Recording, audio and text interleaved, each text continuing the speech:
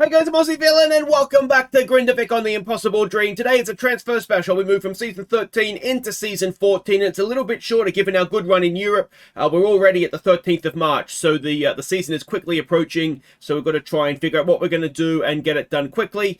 We have 23.744 million to spend, and we have about 100 grand a week on wages we can spend as well. They've got to be a little bit careful. We can see here we're projected to fail FFP. Now I don't understand how or why that is the case. If we go and have a look at the FFP here summary, now we're allowed to lose 4.3. We are currently 46.9 in the black, and we're projected to somehow manage to lose over 50 million. So I don't see how that's going to happen, but I'm a little bit scared anyway. So let's get this show on the road. Let's see what we can do. Yeah. Saman til sigurstrópum áfram Grindavik og ég veit við fagnum hér í dag. Alright, a couple of things. First of all, I thought we lost to AC Milan, the kids, in the Youth Champions League on penalties. Actually, apparently we beat them on penalties. So we've gone into the quarter-final, and we've only gone and beaten Rangers 2-0, which means we're now into the semi-final of the Youth Champions League. So that is absolutely brilliant. But also we've had two departures. The first one is Juleson. Now his contract was up with us at the end of this coming season. He was showing no interest in renegotiating. He wanted to leave to join a better division. So he's off to FC Köln in the Bundesliga. We got 800,000 for him. For an unhappy right back who's in the final year of his contract, it's not a terrible fee. I really liked him. I wanted to keep him, but ultimately, if he doesn't want to be here, then there's no point. There's no point forcing it. So he will actually leave on the 1st of July once that window opens, but it gives us the opportunity to try and replace him now. And the other player that is left is less of a big name, but Gutterson, 110 grand off to Inter Turku. Now, he was one of the academy players, an attacking midfielder or central midfielder, maybe not always an attacking midfielder. He just wasn't quite training on as we would have liked, so we've sold him, and I don't think we'll really miss him, to be honest.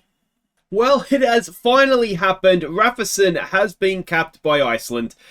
Unbelievable it's taken this long. He's only 23, he's a goalkeeper, but yeah, finally he has been capped. So that's another one of our gags that has been capped. The other player here that's been capped is someone that we picked up from Breedablink. I think they had left there on a free. If that is one of Iceland's best right backs, then Iceland's in a little bit of trouble, I think. He's not even one of our best right backs, though. With Juleson departing, maybe he is.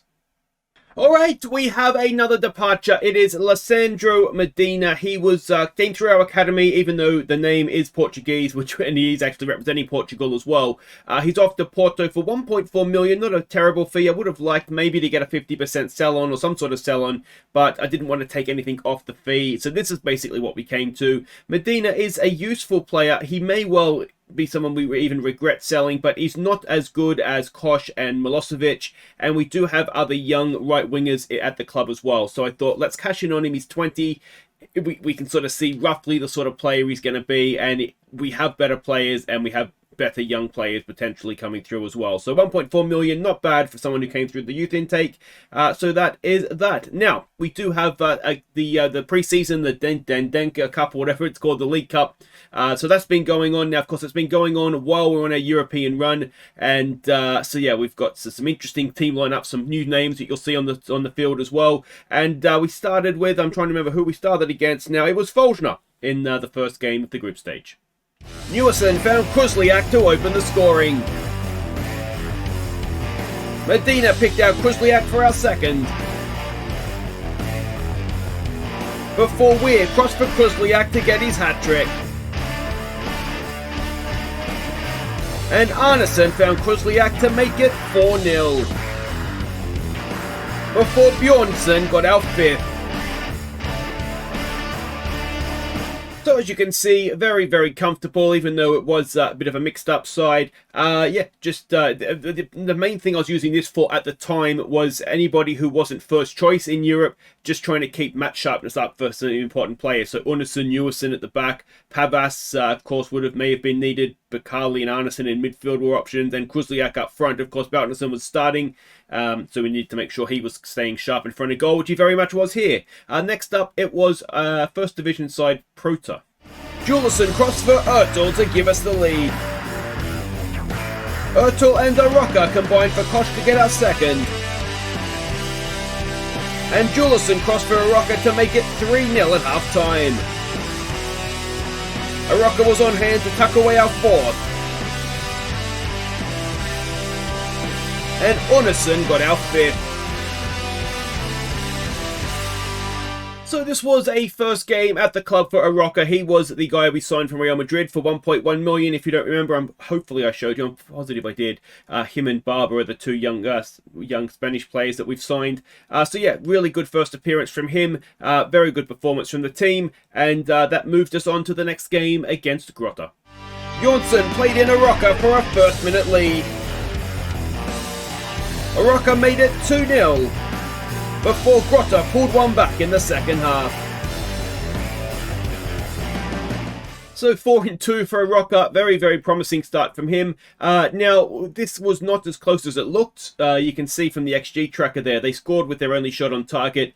It's one of those that should have been much more comfortable than it was. But nonetheless, we won. So that's 3 from 3. All we needed to do now was not do something silly, and we would have been in the semi-finals. And we did something silly.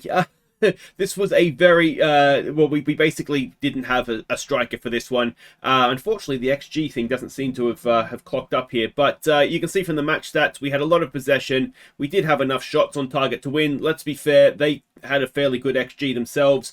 But this Hal Dawson that played up front, he's a kid that I don't think we'll see again. He was poor. I think who did I end up playing up front? I maybe even ended up going strikerless or something silly at the end because it was just hopeless, absolutely hopeless. So we were still in a fairly good position. Of course, we just needed to not, I've got to remember who we played now, that's right.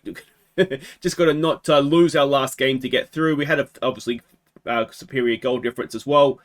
So the last game was against Selfos. Medina opened the scoring. Jonsson picked out Fredriksson for our second. And Barber found Jonsson to make it 3-0. Medina played in Aroka for our fourth. And Bodvarsson found Medina for his second. Before Medina turned provider for Aroka to get his second goal. Barber got his first Grindavik goal. And Aroka completed his hat-trick. So, absolute domination, a really, really good performance from us, and it was a fairly young team that played as well. This was, of course, Barber, who the other guy that we signed, Aroka with a hat-trick. Medina had a cracking game. I think part of the reason we got a decent fee for him from Porto was his form in this competition, to be honest. Fredriksson, it may be a new name for us, got a really good goal in this one. We'll have a quick look at him. Another one of these sort of defensively minded midfielders that we just continue to pump out as a club. Yeah, he's looking like he could be a fairly decent prospect. So that was that to put us into the semi-finals, and we faced FH. Giacchini found Baltinson to open the scoring. Kosh crossed for Baltinson to get our second. And the same two combined again for Baltinson's hat-trick. Before Bakali found Kruzliak to make it 4-0 in the second half. So at this point, Europe was over for us, and so we could play a little bit more of a stronger team, just not necessarily trying to win the competition, though obviously we want to try and win the competition, but more just trying to keep match sharpness up, now that we are in pre-season for the league campaign, which will start in the next month or so here. And yeah, this team, as you would imagine and hope, was far too good for FH. So that took us all the way to the final. We were playing Vikingar. Now, Viking, I think I mentioned before, have signed Stefansson, our former striker. So we were coming up against him for the first time. Let's see if he would come back and haunt us. Raul picked out Baltinson's run to make it 1-0 at half-time. Raul then split the defence for Kosh to get our second. And Aroka made it 3-0 before Degan got our fourth. And Raul and Volpez combined for Kruzliak to complete the scoring. So yeah, we never really saw Stephenson in this one. They only had 2 shots, 1 on target. It was a really tight first half, to be fair to them. You can see on the XG tracker here, we didn't really create anything till late on. And even the start of the second half, you know, it just got away from them a little bit late, and the score maybe flattered us a little bit, or maybe didn't flatter us, but was a bit harsh on them, perhaps. But yeah, there we go. I was trying to remember who would Stephenson have played with. I was thinking probably Bakali. I think Baltinson kind of retired him in the end, didn't he? So there's probably only 2 or 3 players that he would have played with that are still there. So yeah, it's been a long, long time. But there we go. Another League Cup campaign done. Another League Cup in the cupboard. And yeah, we will move on now and continue to prepare for the new season. Alright, some sad news. The under-19s have been beaten by Tottenham in the Youth Champions League semi-final on penalties of all things. I sent down Plamenos. We had pretty much any player that was eligible went down there for it. And yeah, it just didn't quite work out for us, unfortunately. So they get to the last 4. If we got to the final, I was going to show it. Because I would have been interested in watching it. I'm sure you guys would have been as well. But no, it's the semi-finals for us this year. Still absolutely stunning run for the kids, isn't it? Now, we've also played, our seniors have played the Charity Shield equivalent in Iceland. We were facing IA, so let's go see how we did. Both pairs won possession and played in Baltinson to put us ahead.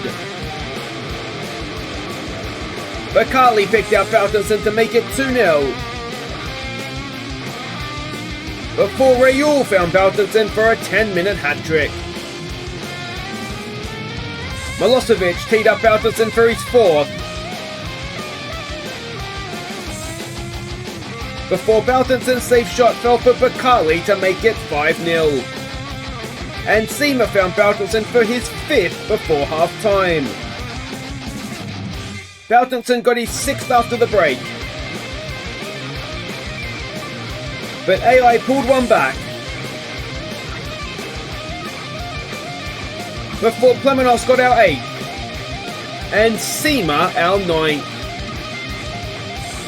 So an absolutely stunning performance from us here. Baltinson unfortunately got injured in the 67th minute. God knows how many he could have got. It's only a pulled calf muscle. I think it was 3 weeks he'll be back. So it's not a serious injury. But yeah, I mean, it is a fairly strong team we put out. But yeah, absolutely destroyed them, we did. And there was a couple of familiar names there. Pedersen and Goodnason both came through our academy and did play in our first team for a while. Particularly Pedersen, I had some high hopes for him, but never quite, didn't quite work out for him, obviously. So we'll continue now. We're getting towards the end, but there's going to be a sting in the tail of this one, I think. We're in a situation where I think it's difficult for us to sign players off of European teams while they're at the end of their season. But we're still working on things, and yeah, things are going to happen.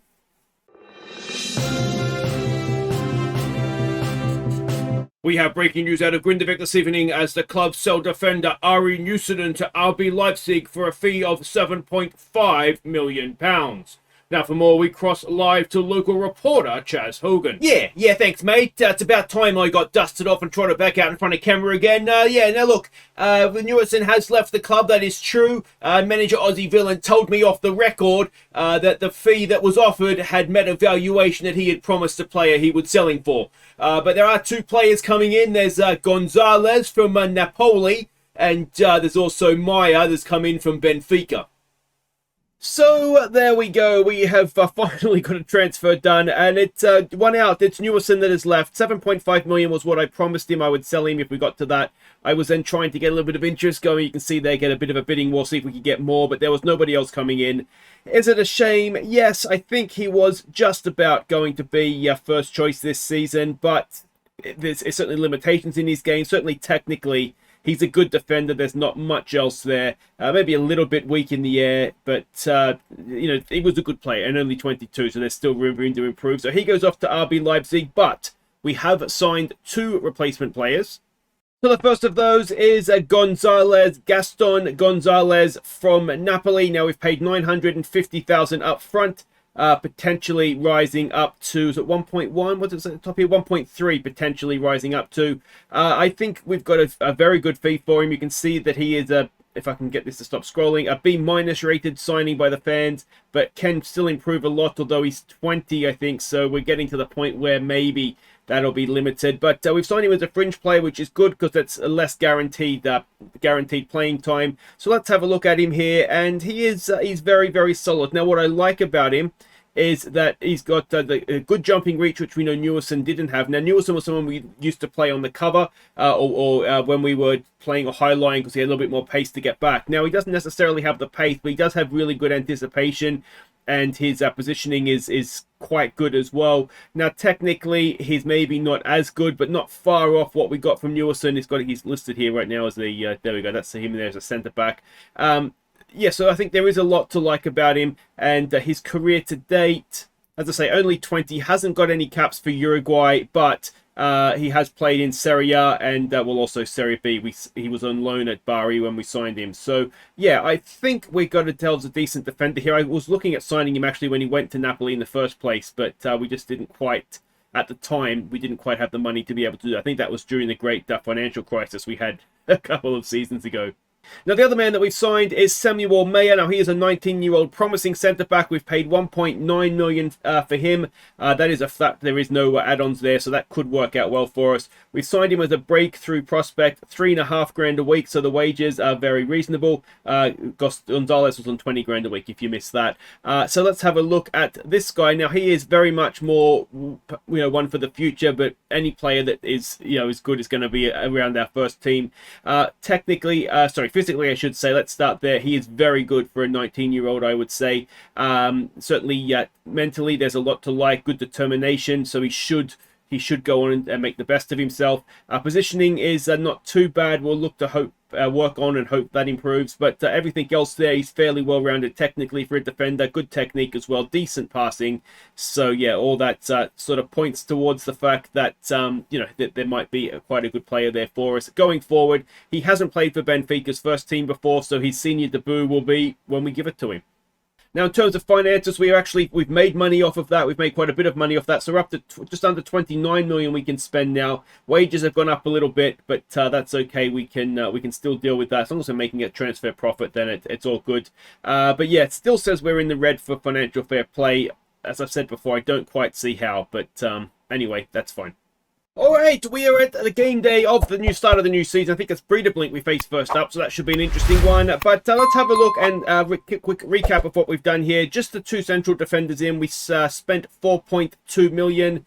Players that have gone out. Mostly this is to do with loans, so I'll just run you through it so that I don't forget. Bjornsson has gone out to Breedablink, I believe, is where we sent him. So he's out on loan for the year. Snyder, one of our young right backs, we've sent him out on loan to Norway. I'm expecting and hoping he's going to come back. So this time next year, he's ready to provide backup to be a first team player. You can see he's already just playing in Norway is developing a lot quicker than he was with us playing with the kids. This is a goalkeeper that we signed that's gone off on loan for the season. I think he was part of our give money to everybody. Meyer actually went out on loan to Grotto, was doing really well, and so we brought him back because I think he will develop faster not playing in the Diet Pepsi League. So that's him. We saw Gautzen has left, so that's a decent fee to get for him, I think. That's a nobody, and this is another player we sent out on loan that was part of our give money to everybody system. So that is that. We know we have players that are leaving out as well. So if we look at the future outs, Juleson for 800,000, Newison for 7.5 million, and Medina for 1.4 million. The other player I'm trying to get rid of right now is Gisarasen. He is good, but he's not necessarily good enough. So if we can try and get 2.1 million for him, ideally I'd love to give him to another Icelandic team, but there's no way that the wages and the transfer fee, I'm not worried about the wages, it's not going to happen. But 3 caps for Iceland. He's a good player. But we have so many players in this position that we just don't need him. So that is that. Let's have a look at the team we have to start the season. Now, important to note that our transfer window is still opened, and of course it's going to be opened again in July, so we have a chance to strengthen further before we get to European football. And I think the next window is realistically where we're going to be able to get stuff done. So Puol is still going to be our number 1 goalkeeper. Rafferson will still be here to back him up, and ever improving Jefferson. He's turning into a very decent number 3. He could be first choice, I'd say, for most Icelandic teams. So if the opportunity comes to send him out somewhere, I might even look to do it. And Morty Mortensen still kicking around, absolute travesty against football he is. If we go and have a look at left back, left back is a position I thought about trying to strengthen. You'll notice our transfer fees have crashed, valuations, because that's what seems to happen as we start every season. So at one point, Giacchini was up to 14 million. At that point, I was thinking, could we sell him for that amount and then look to get another left back in? But there was no one really available to come in. So he'll be number one again. Jeff Weir, who is potentially even better than him, will be his backup. And then we've got a couple of guys we'll see because they're primarily centre-backs in the second here. Over to the right-backs, Volpez will still be the first-choice right-back. I think he's very, very good. He occasionally gets caught out of position, but I think for the level that we're at and the money we have to play with, we won't do much better than him. The backup with Juleson departing will be Meister. Now, you may remember we signed him for like 40 grand or something from Dortmund. So he's going to get a real opportunity to play. Is he good enough to be first choice or second choice, I guess? Possibly, but possibly not. We'll only know if we give him a shot, won't we? Bodvarsson, who is capped by Iceland now, he will be sort of the backup for the backup. They'll sort of battle out who's the better there. And then a couple of other guys that are going to be better known as centre-backs. So let's have a look at them now. It must be the left side one I fixed up. So Degen, club captain, still here. I definitely did look to try and sell him, but we couldn't get a fee, anything like what we wanted. So he's here for another season. The guys that will be battling to partner him and may even force him out of the team, to be honest. Plemenos, who is still only 18 and very, very good indeed. Just technically needs to improve a little bit, doesn't he? We've got Gonzalez, one of the new boys. He is, I think you've got to look at those ratings and say he is favourite to partner Degen in Europe. Ornason, who of course is club trained, one of the gags. He is he's still around, not good enough for Europe, but still a very good backup option and someone that can play in the league and dominate a game as well. So that's all good. Maya is one of the new boys, so he'll be around and playing plenty of games. Nirazovic, I did try to sell him. I still would be interested in selling him. Hasn't quite trained on, but there's a part of me that thinks maybe we need to play more. He was out on loan last year, so he didn't get much of a chance. Hansi Mortensen, one of the club-trained players, so he has to stay just because of that. 25 now, 10 caps for Iceland as well, so he's a very useful player to have around. And then there's a couple of other guys we'll see in other positions, starting with defensive midfield, where Albert Jonsson is still first choice. Look at that, 46 caps he has now for Iceland. Pavas will be his backup, continuing to improve. And he could play as a centre-back, as you saw. There's not really much stopping him from playing as a centre-back either. So he's a good, useful player. Arneson is someone that's I think, in terms of playing back there as a deep line playmaker and reading the game, good anticipation, good positioning. He will increasingly, 14 caps he has now for the national team as well. I think he'll increasingly become a more important player for us. Fredriksson is sort of next cab off that defensive midfielder rank and is showing promise to be just as good. Gisrasen for now is still with us, but you can kind of see, I think, why we're trying to get rid of him at this point. There's other guys that are just better in that position. And Turpinson is still around. He'll be around unless we want to sell him for £1 million and he can go off to Spain. There's probably worse places to be, but he is one of the original gags, so it would be sad to see him go. Over to the more attacking roles in midfield, and is it this side? I don't know what side I fixed up. Anyway, Raul is the star of midfield these days. Absolutely brilliant. We just saw Arneson. Now you will notice Bakali. He wants to look at his options at the end of his contract. Now he's upset because he wanted more game time. One way to not guarantee game time is to say that you want to leave. So we'll see what happens. Sort of watch this space.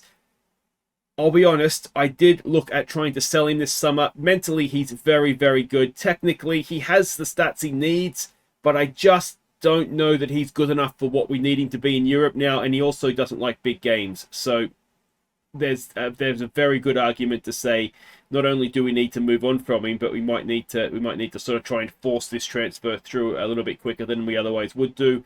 Felix Karlsson with us for now. If we could extend his loan, I will do.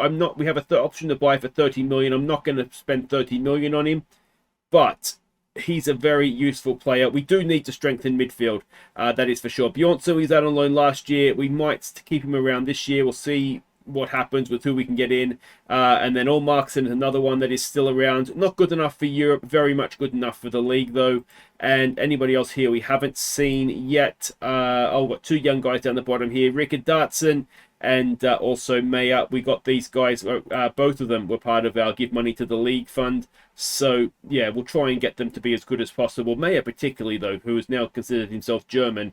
Yeah, they very much might be a player there that is sort of Allmarkson type level, even better perhaps, because he's potential is even better. Over to the right hand side, and we have I still think two of the best right wingers in Europe.